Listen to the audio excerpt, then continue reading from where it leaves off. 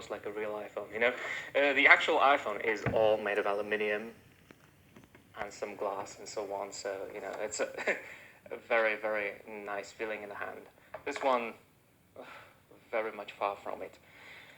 Alright, let's switch it on, refocus, and switch it on. That's probably the way to go about this. Yeah, it's coming up.